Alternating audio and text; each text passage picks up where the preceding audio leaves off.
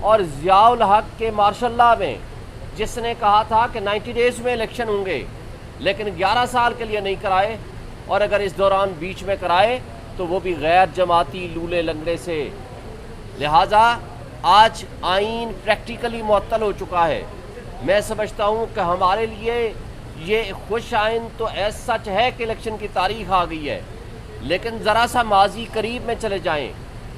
صدر پاکستان نے 9 اپریل کی ڈیٹ دی تھی، اس کے بعد سپریم کورٹ نے 1 مارچ کے فیصلے میں کہا تھا کہ with the consultation of president آپ تاریخ دیں۔ پھر الیکشن کمیشن نے پروپوز کی تھی تاریخ 30 اپریل، اور وہ صدر پاکستان نے نوٹیفائی کر دی تھی وہ کہ پنجاب کے لیے، اور اس کے نامینیشن فارمز بھی جمع ہو گئے تھے۔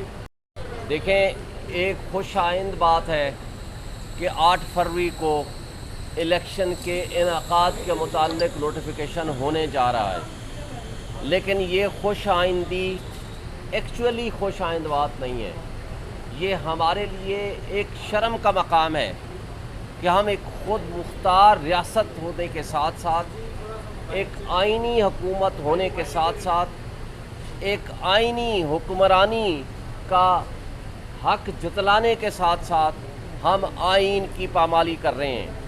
آج پریکٹیکلی آئین کاغذوں میں موجود ہے لیکن معطل ہو چکا ہے۔ آج بنیادی حقوق آئین کے اندر لکھے ہوئے کاغذوں میں موجود ہیں لیکن معطل ہو چکے ہیں۔ آج آپ کی جمہوریت بظاہر موجود ہے لیکن معطل ہو چکی ہے۔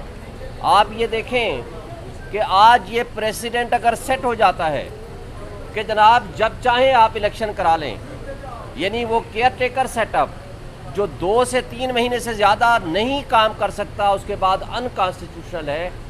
اگر یہ کانسٹیٹیوشنل ڈکلیئر ہو جاتے ہیں، یعنی 8 فروری کا مطلب ہے کہ 13 مہینے بعد پنجاب اور کے پی کی حکومت کے الیکشنز ہوں گے صوبائی اسمبلیوں کے۔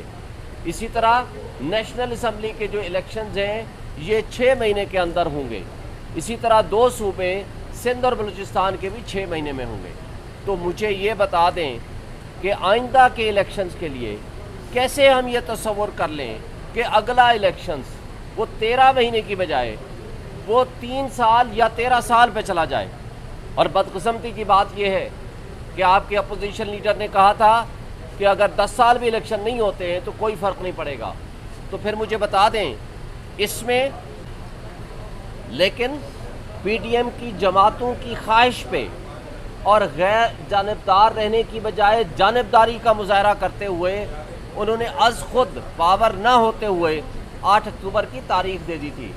پھر سپریم کورٹ میں دوبارہ یہ میٹر گیا، سپریم کورٹ نے 14 مئی کی ڈیٹ دی تھی لیکن اس میں بھی الیکشن نہیں ہوا۔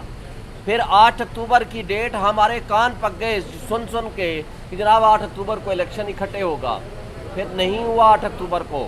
پھر صدر پاکستان نے 6 نومبر کی تاریخ پروپوز کی تھی، اس میں بھی نہیں ہوا۔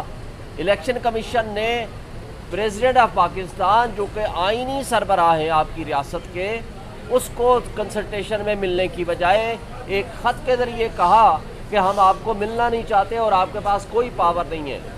پھر آپ نے یہ بھی دیکھا کہ الیکشن کمیشن نے اسی دن امریکن ایمبیسڈر سے تو ملنا پسند کیا لیکن آئینی سربراہ سے ملنا پسند نہیں کیا۔ اور اس کے بعد کیا ہوتا ہے، آپ نے دیکھا کہ الیکشن کمیشن نے کہا کہ جناب جنوری میں الیکشن ہوں گے، پھر جنوری کی بجائے اب 8 فروری کی تاریخ بالآخر ان کے درمیان طے ہو گئی ہے۔ لیکن میرا سوال صرف یہ ہے کہ کیا اس بات کی گارنٹی ہے کہ 8 فروری کو بھی الیکشن ہو جائیں گے؟ اس لیے کہ پچھلی 6 تاریخوں پہ کسی ایک تاریخ پہ بھی الیکشن کمیشن نے اور پی ڈی ایم کی جماعتوں نے اور کیئر ٹیکرز نے اپنے آپ کو تیار نہیں کیا اس الیکشنز کے لیے۔ آج ایک لاڈلے سپر لاڈلے نواز شریف اور پی ایم ایل این کے لیے سارے ریاستی ادارے باندھی بن کے کھڑے ہوئے ہیں۔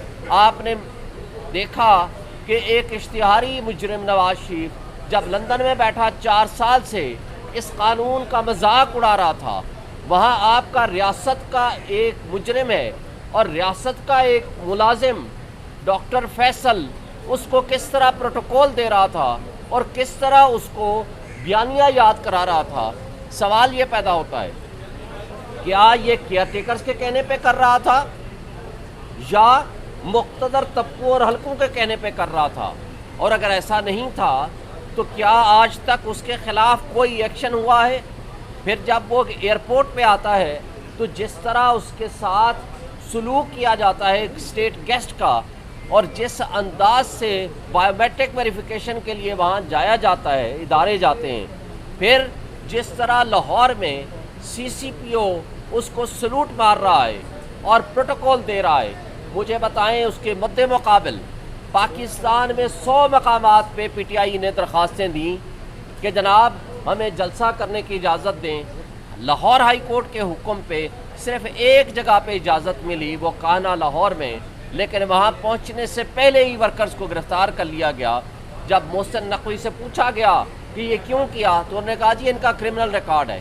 تو بھائی بد مقابل آپ ایک کرمنل کو تو اتنا پروٹوکول دے رہے ہو، اور جو جن کا حق ہے کہ پی ٹی آئی اس وقت بھی سب سے بڑی پولیٹیکل پارٹی ہے، اس میں کسی کو کوئی شک و شبہ نہیں ہے، اس وقت بھی عمران خان سب سے پاپولر لیڈر ہے پاکستان کا، وہ واحد لیڈر ہے جو فیڈریشن کی علامت ہے۔